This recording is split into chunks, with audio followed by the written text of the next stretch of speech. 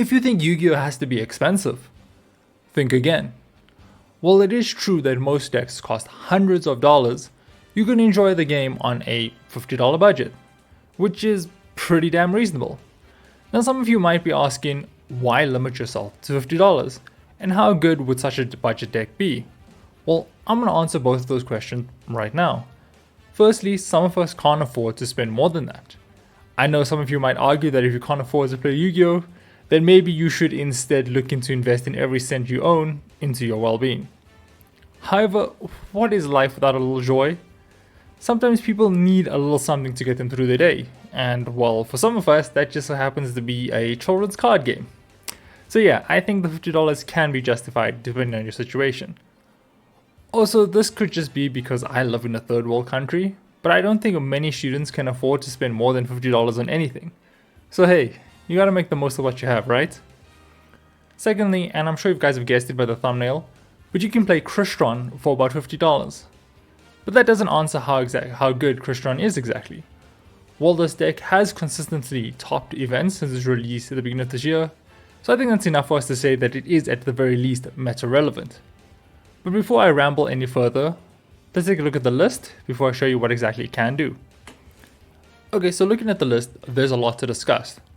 Firstly, you'll notice that I'm playing the Speedroid version of the deck. Now at $50 you're not going to be able to afford Kashtira, Horus, or even Millenniums. But don't think that Speedroid means that you're settling. I've basically played every version of Crystron at this point, but I have had the most success playing Speedroids, which is the build I took to win an OTS. This is without question the most consistent version of Crystron, boasting 10 1-card starters and 5 to 8 extenders. Often I find myself wanting to go back to this build, which fully embodies that mid-range spirit. Now, it does have its flaws, namely that it can't do much under Lancia and it doesn't OTK as easy as other builds. That being said, consistency will always be king, so I highly recommend you try this build, even if you can afford something more. Secondly, if you look at the Crystron ratios, you'll notice that I am playing a 3 Thestaros and no turtle. I'm not saying that the turtle is bad, but I am trying to mitigate the number of bricks in the deck, and unfortunately in the Speedroid build, you don't have too many ways to discard, and with this being a budget build, you don't exactly have the budget for droplets either. So turtle kind of just feels like dead weight in your hand. On the other hand, very rarely does the third Thestaros feel bad. You almost always want to have it in your hand so you can normal summon it before you start committing to your plays, and playing 3 sort of improves the consistency of you doing this. Also, you're going to go a few turns with this build, so you'll need the third in situations where your opponent outs the cluster. Thirdly, let's look at the compromises we made to adhere to the $50 budget. In terms of non-engine, we couldn't afford to play Imperm, Super Poly, or Droplet. Now I know Droplet just got reprinted in Monster Mayhem, but the card can be pricey in Europe where this has yet to drop, well the set has yet to drop. To that end, I am playing 3 Book of Lunar Eclipse, which feels a bit weird, but I'm playing it for the versatility of being both a disruptor and a board breaker. There isn't really a substitute for Droplet, and so this is something you just gotta have to take on the chin. We play Lunar Eclipse over Book of Eclipse and Dark Ruler because the discard can be very, very beneficial in Crystron. Think of hands when you open Smyger. It is better to send the Smyger to graveyard than it is to normal summon and then go into Clockwork Knight. Also, this deck predominantly has a face-up removal sort. Think of Cyber Dragon Infinity and Cluster, both of which can only remove face-up monsters. So if you flip your opponent's entire board face down, it can be a bit difficult to out it. Flipping 2 is manageable. In the extra deck, the only compromises that was made was cut in SP for a Nightmare Phoenix. Nothing too heartbreaking here because most of the time you're going to be Machine Lock anyway. So then we'll take a look at the side deck, and we're not playing a Thrust or any Thrust targets. Again, nothing too heartbreaking. So with that out of the way, let's take a look at the deck and what it can actually do.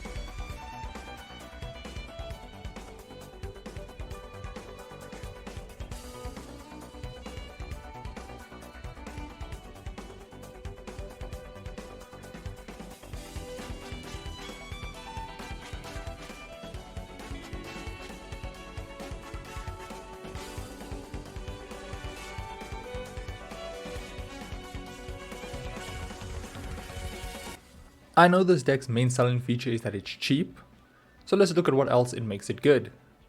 Firstly, because it is more consistent than the other, more expensive Crystron build, it surprisingly has a higher win rate when going first. 2. It plays through stun pretty easily. I know stun isn't always meta relevant, but knowing you don't have to worry about it is always a confidence boost. Lastly, I know this video is aimed at the budget minded, but this deck feels like a good investment, especially if you have plans to pick up the K9s where it becomes better and better. All in all, the only downside to playing Crystron is that it's been around for so long that most people are already familiar with it. But that just means your victories are all the more satisfying.